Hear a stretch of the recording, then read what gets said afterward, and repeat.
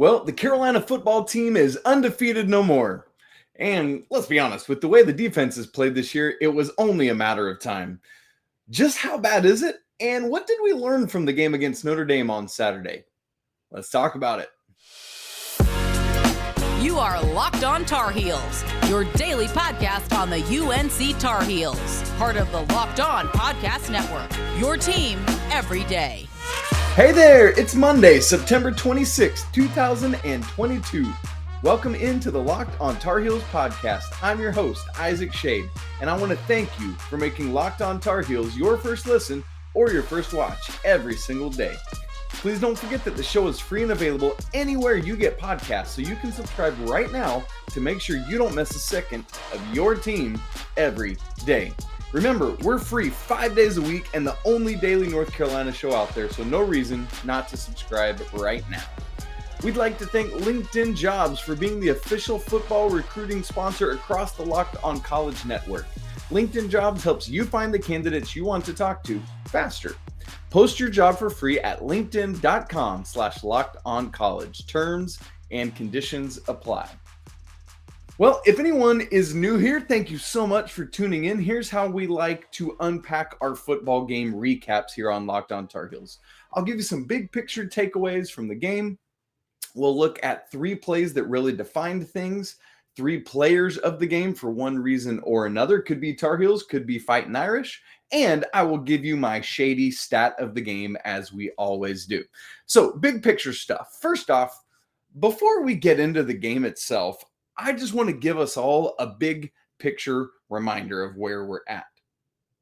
Because I know a loss like this can feel devastating because it's like, oh, they really are that bad, the defense, right? And that's deflating and it's demoralizing and all that. But hear me, friends. The Tar Heels have a ton to still play for. Everything conference-wise is still ahead of them. Remember, conference play hasn't even started yet for the Tar Heels. Notre Dame is not a conference opponent in football. They're independent. So conference play starts this coming weekend against Virginia Tech, and that's where everything comes together. The Coastal Division appears to be wide open, but here's the kicker. You're out of mulligans now. The final 8 games of the regular season are all ACC opponents, right? The front end was front loaded with non-conference games. And now all that's left are ACC. So you got to be ready. So this is where you draw a line in the sand. And that line has to start with the defense deciding that they are going to step up. Because here's the second thing I want to point out today. The dichotomy between the offense and the defense is a chasm, the likes of which I don't know that I've ever seen in football.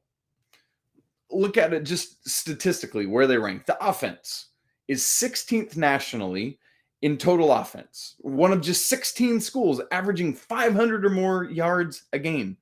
The Tar Heels are 8th in the nation in points per game offensively. But as good as the offense is, the defense is just as equally bad. There are 126 teams in the FBS, 131 teams in the FBS.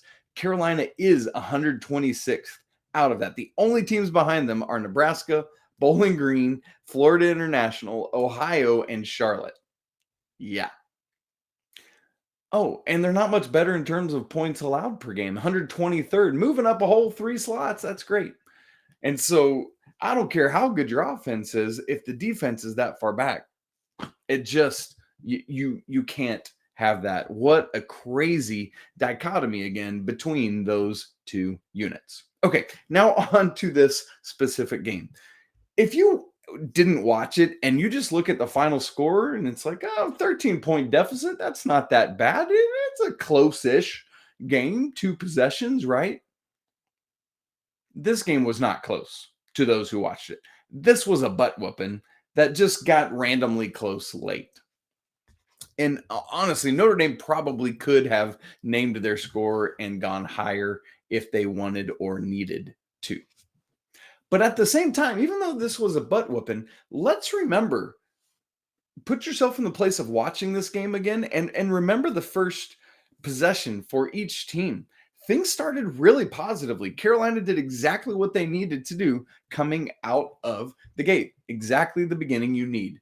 Carolina got a touchdown on their first possession. They got down to the goal line, fourth down, fourth and goal. Do we go for it? Yes, absolutely. Touchdown. Who? Josh Downs, who is back from injury. Love to see that. Then right after that, the Tar Heels force a Notre Dame 3 and out. And in fact, 2 of those 3, plays that didn't get to a first down were balls tipped at the line. One by Noah Taylor, one by Reva Hasek, and Notre Dame punts. And you're like, man, this is off to a great start. And then Notre Dame's next possession, they drive the ball, but they miss a field goal. And you're feeling kind of good. In fact, the Heels held the Irish scoreless for the first quarter. It's the first time all season they've held an opponent to no points in the first quarter of the game. Yes. Oh, but then comes the second quarter and the Irish reel off 24 points. Yeah. The second highest point total allowed by the Tar Heels in a single quarter thus far this season. I need not remind you of which game and which quarter it was that the Tar Heels allowed the most points this year in a single quarter. We'll just leave that one behind, shall we? And honestly, it didn't just stop with what happened there in the second quarter. After that 3 and out and missed field goal to start the game, Notre Dame uncorked a run of 6 straight possessions in which they scored. 5 of those were touchdowns. And it was 7 out of 8 possessions on which they scored. 6 of those were touchdowns. In fact, the only one in there in which they didn't score was a turnover on downs, which could have just as easily gone the other way had they converted on fourth down. Not as good at all as you want to see. Now, the offense was strong again yesterday, although, again, some of that came late in the game with the game well in hand for Notre Dame, but they got their points and their yardage and things like that. But that yardage came in the passing game where Drake Maye had another 300-yard game, 301 to be exact, and 5 touchdown passes. Ridiculous. Where Carolina's offense didn't find much of anything yesterday was on the ground. Now, this makes sense because Notre Dame's strongest unit is their defensive front 7. And, they just held the Tar Heel run game in check.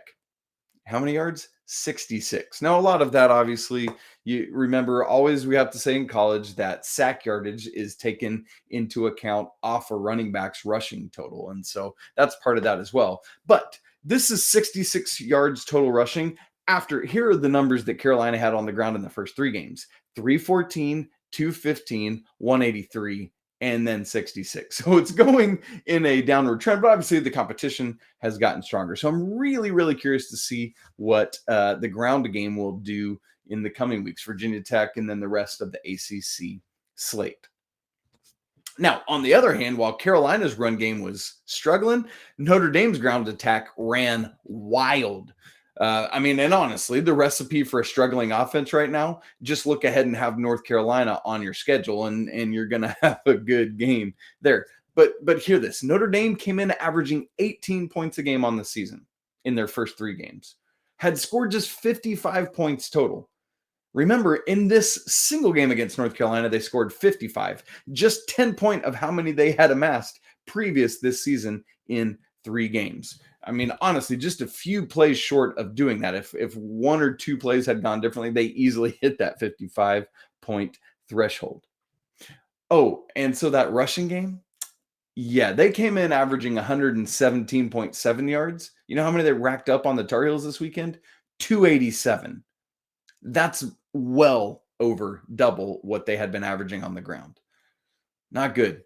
Not good. And you look at the defensive numbers, and Power Echols and Ced Gray, the starting linebackers, are leading the team. Both had double-digit tackles. You love that. But, dude, front 4 and these linebackers, and something has to change.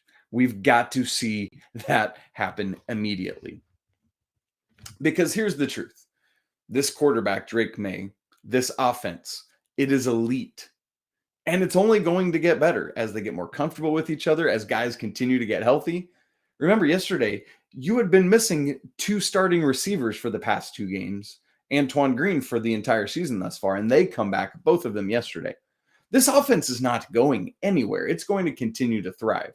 It might get held a little more in check from time to time, but they're going to score.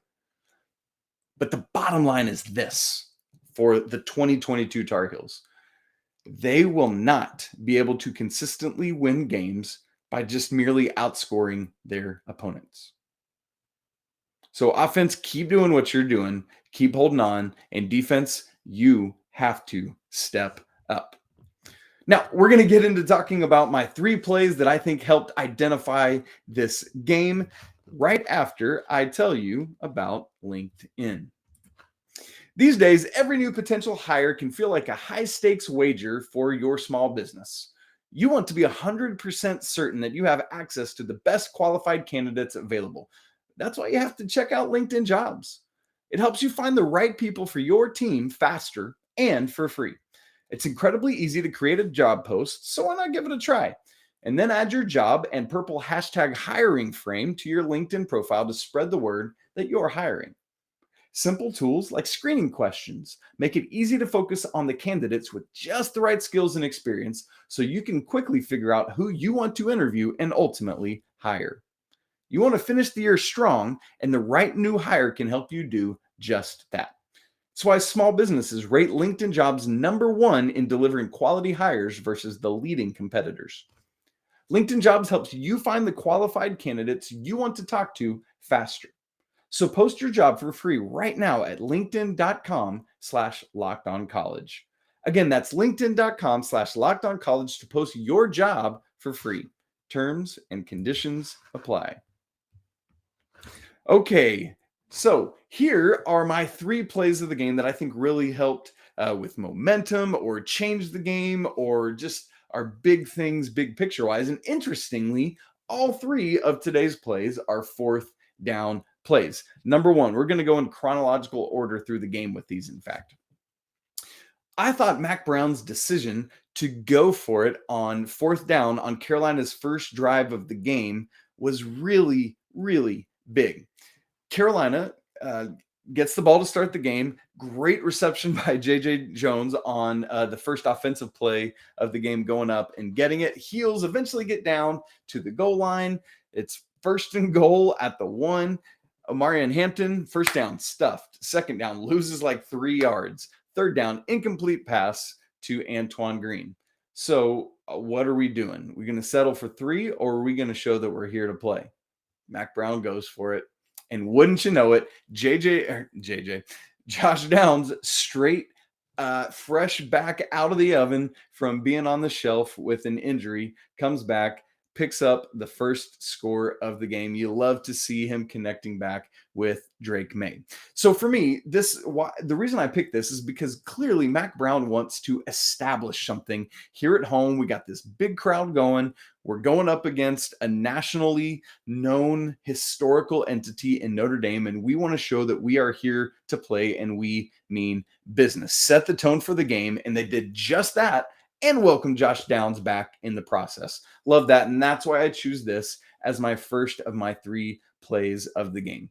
Obviously, as we know, it ultimately wasn't enough, but it really did help set a tone early that I'm sure as you watched the game, you felt really good about that, right? Right. I know that I did as an observer.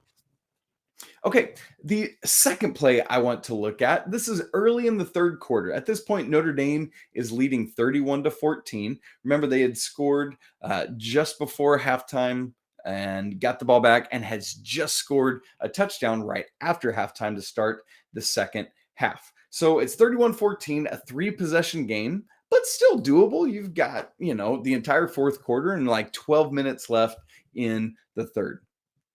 Carolina gets the ball back, and what happens? Drake Maye fumbles the first offensive play of Carolina's second half. Notre Dame recovers at the Carolina 15. Yikes. And so the Carolina defense, which is already not doing well, which had just surrendered a touchdown, has to trudge right back out after just 1 play. And you're not feeling great about this. Notre Dame, in the process, gets a 3rd and 4, gets down to the 2-yard line.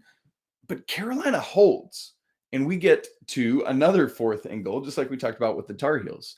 And Notre Dame decides to go for it. Marcus Freeman's like, let's do it. Let's put the nail in the coffin on this one. It's a passing play across the middle. Cedric Gray is in position, deflects the ball away. Carolina stands. They're going to get the ball on the goal line. Turnover on downs again. Oh, but wait. There's some yellow laundry on the field. Cedric Gray has been whistled for defensive pass interference. It had been seemingly a huge momentum swing in Carolina's favor. Down 3 possessions. Let's get the ball. Let's drive the field and go score. Unfortunately, it turns into a big momentum swing in Notre Dame's favor because they score on the next play and are now up 38-14. The lid was already on the coffin. This slammed it shut. I mean, goodness gracious, it is where you're feeling. But part of the reason I love it is because Mack Brown was irate. You don't see him that way too often, but he was flagged on this play for unsportsmanlike conduct for how he reacted to Cedric Gray being whistled on this play. But again, I choose this not because of what Mack Brown did there, but just because the momentum swing wild back and forth right there of seeming like Carolina's got the ball and a chance. Oh, no, they do not. And not only that, but Notre Dame scores again. And now at this point, you're down 24 and you're just feeling completely demoralized. It's a 4 possession. Well, I guess technically that's a 3 possession game, but you got to get all 3 of your 2-point conversions there. And so ultimately, I know it's midway through the third quarter at that point, but you're really feeling like this game is out of reach. But my third play is a reason of why I want to say that it's another 4th down play, but I bring this up because, again, the game is out of reach, but I love that Carolina is playing for pride here and doing what they have to do. And this one, frankly, is kind of a twofer. I'm kind of cheating on it, but yeah, here we go. So it's late in the third quarter. Notre Dame goes for it on 4th down, 4th and 1. Drew Pine is stuffed. Carolina stuffs Notre Dame's quarterback and gets the ball back. And you love that.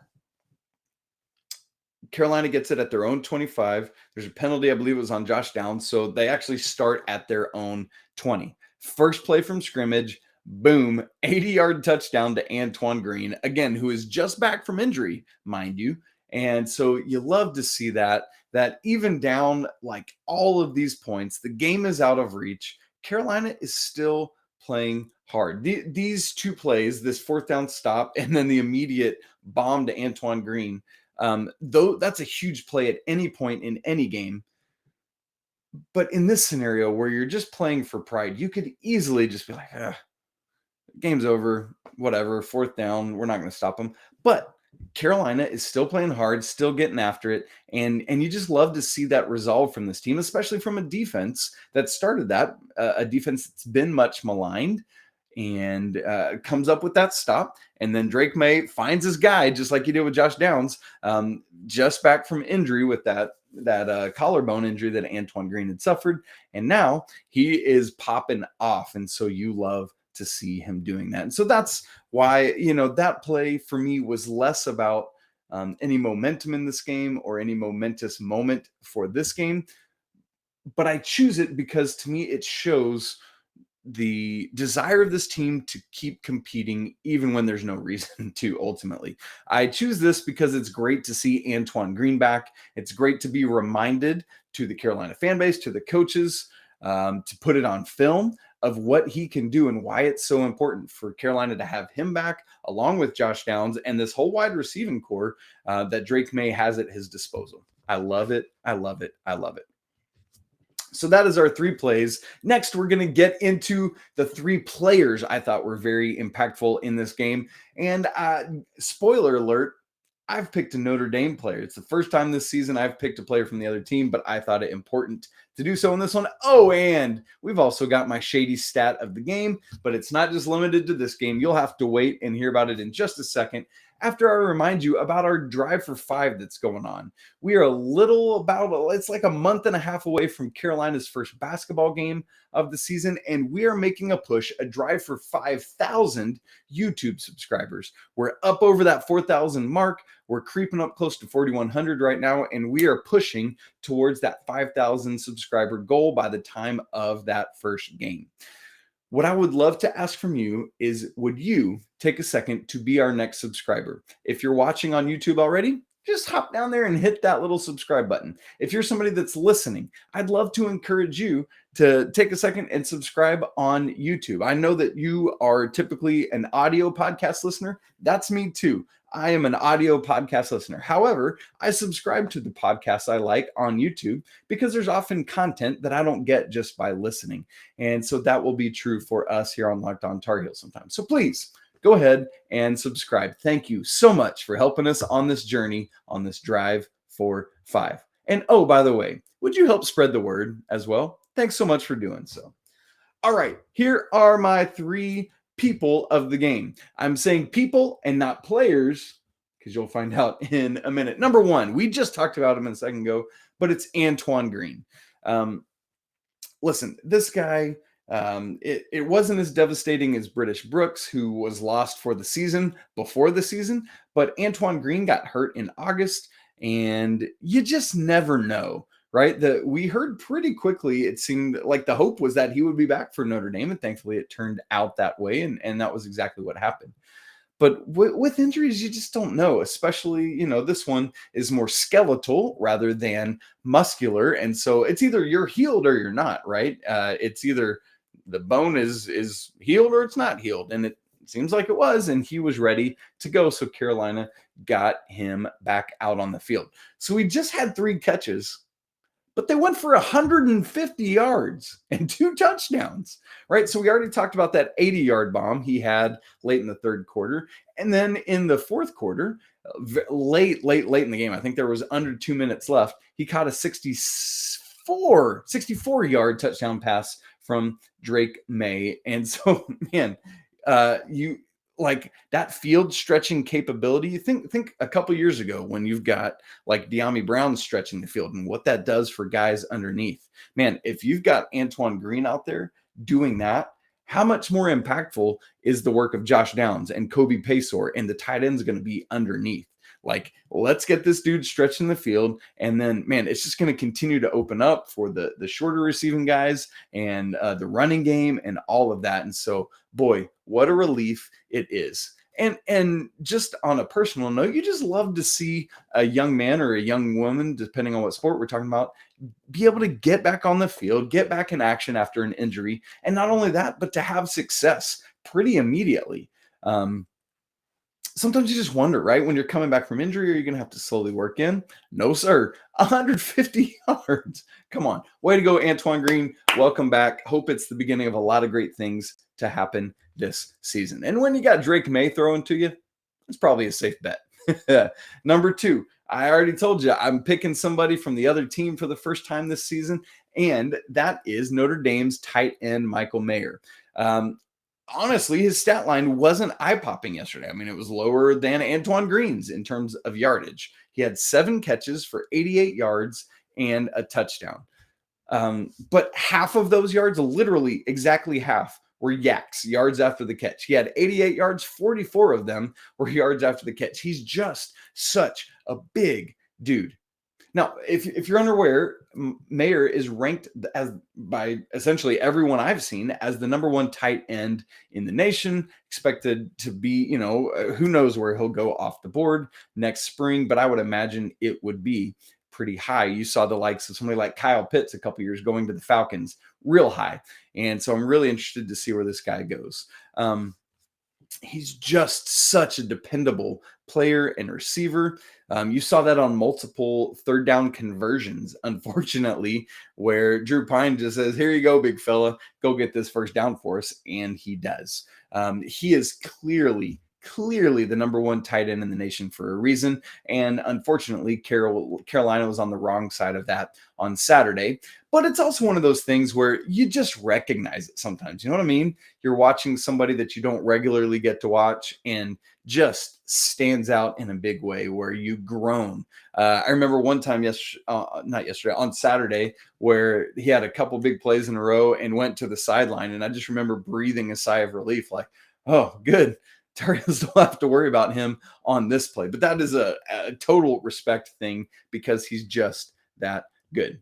But he's one of those guys where you just line up against an opponent and say, that dude is so good. And one day when he's torching NFL defenses, we will be able to say, man, I remember watching that dude in Kenan Stadium. So our third person of this game is not a player. It's Mack Brown. And we already alluded earlier to the moment I want to talk about why I'm choosing Mack Brown as my person of the game. Mack Brown is one of the most kind and congenial and warm people I've ever seen and encountered, like just lovely, lovely human being. But the way of how incensed he was after that Cedric Gray defensive pass interference call in the end zone, the fact that Mack Brown got a unsportsmanlike penalty called on, of course, it didn't really matter because it's like half the distance to the goal from the one, right? But this dude wants it so bad. I was at church this weekend, and a couple of people asked me, like, how much longer does Mack have? Like those kind of questions.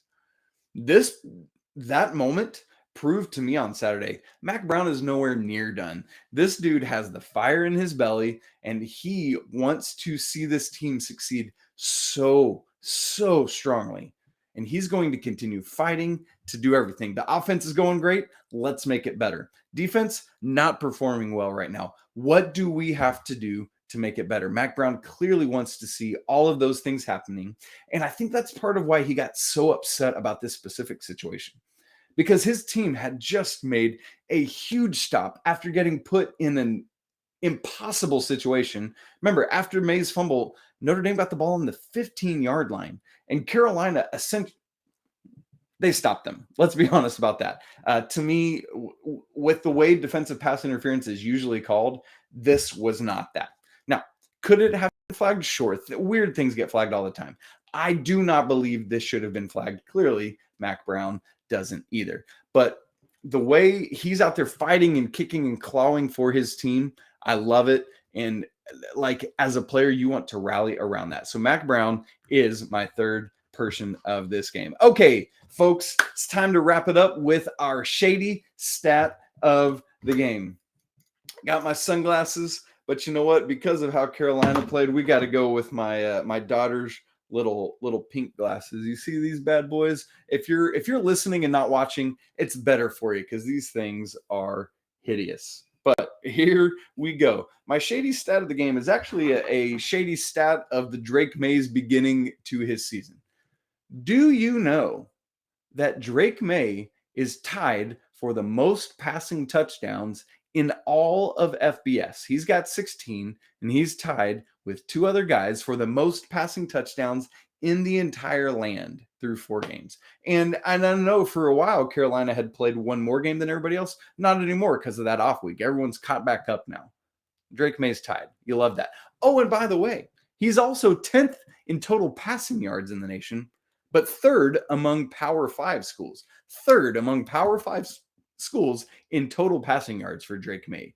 That, friends, is impressive, and that is my Schadey Stat of the game, or of the beginning of the non-conference part of the season for Drake Maye. Love it, and can't wait to see how he continues to perform as the Tar Heels get into conference play. And we'll get to that later in the week. We will preview the Virginia Tech game.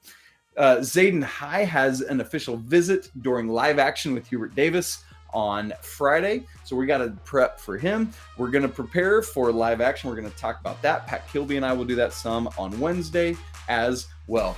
Really appreciate you spending part of your Monday hanging out with me, recapping this game. Even though it's a disappointing loss, there's a lot to be learned, a lot of questions that are answered, and a lot more growth that needs to still happen.